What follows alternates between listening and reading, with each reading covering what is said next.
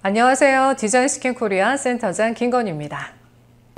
디자인 싱킹을 실제로 우리 기업에서 진행하기 위해서 우리가 준비하고 조성해야 할 것은 어떤 것들이 있을까요? 디자인 싱킹 프로젝트가 성공하기 위해서는 특별한 환경이 필요합니다. 이 특별한 환경에는 팀 구성과 역할 조직, 나아가 공간 구성에 대한 것도 포함됩니다. 디자인 싱킹은 집단지성을 통한 혁신을 위해 팀워크를 가장 중시하는 근본적인 철학이 있습니다. 혁신은 팀원들과 서로 다른 관점이 융합되고 편집되는 과정에서 일어나기 때문입니다. 그것을 위해 팀의 구성은 다양한 배경과 지식, 문화를 가진 사람으로 조직하는 것이 좋습니다.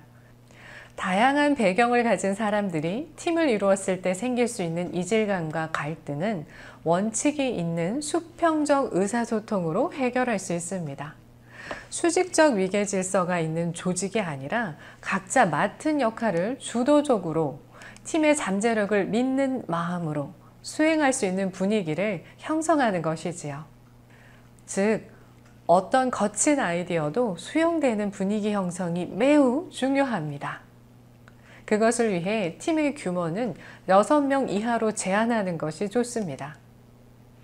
그렇다면 팀원들은 어떻게 선발하는 것이 좋을까요?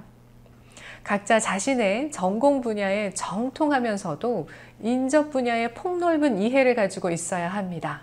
더불어 효과적인 의사소통을 위해 나이와 직위, 성별과 인종을 뛰어넘는 열린 마음을 갖추고 있어야 합니다. 그동안 수많은 기업과 디자인 싱킹 교육과 컨설팅을 진행하면서 자주 받는 질문이 있습니다. 우리 조직에 디자인 싱킹 룸을 조성하고 싶은데 어떻게 구성하면 좋을까요? 입니다. 교육을 받은 조직원은 왜 디자인 싱킹 룸을 따로 만들고 싶어 할까요? 디자인 싱킹은 기존에 사용하는 회의실에서 만들기에 많은 제약이 있다는 것을 교육을 통해 알게 되었기 때문입니다. 그렇다면 스탠포드 대학 D스쿨의 환경을 통해 디자인 싱킹에 최적화된 환경 조성을 살펴보도록 하겠습니다. D스쿨의 디자인 싱킹 프로젝트 환경 조성에는 4가지 키워드가 있습니다. 그 첫 번째는 영감의 벽입니다. 스탠포드 대학의 D스쿨에는 보드판이 촘촘하게 세워져 있습니다. 그 보드판 앞에 팀 단위로 모여서 한 손에는 포스트잇, 한 손에는 네임펜을 들고 모두 즐거운 분위기에서 서로 서서 의사소통과 의사결정을 하는 모습을 흔히 볼 수 있습니다. 팀원의 의견과 아이디어가 확산되고 수렴되는 보드판을 저는 영감의 벽이라고 이름 붙였습니다. 실제로 우리 기업의 회의실에 적용하기 위해서는 보드판보다는 벽을 활용하는 것이 좋습니다. 일반적인 조직에서는 D스쿨에서 진행되는 것처럼 며칠 동안 디자인 싱킹 프로세스만 진행할 수 없기 때문입니다. 디자인 싱킹을 5단계까지 진행하는데 최소 5시간에서 48시간까지 소요됩니다. 임직원이 자신의 고유 업무는 하지 않고 하루 종일 회의만 하고 있을 수 없기 때문에 단계별로 진행되는 사항을 순차적으로 벽에 나열하여 회의 때마다 순차적으로 나열된 앞선 단계의 산출물을 확인하며 그 다음 단계를 진행하는 것이 좋습니다. 꼭 벽에 붙여야 할까요? 라는 의문이 드실 수 있습니다. 회의 결과를 서기가 문서화해서 기록하는 기존의 방식이라면 번잡하지 않을 거라는 생각이 드실 겁니다. 디자인 싱킹에서는 사소한 의사결정도 말로만 하는 진행으로 하는 것이 아니라 포스트잇을 통해 팀원 모두가 빠르게 확산하고 수렴하는 과정으로 진행되고 있습니다.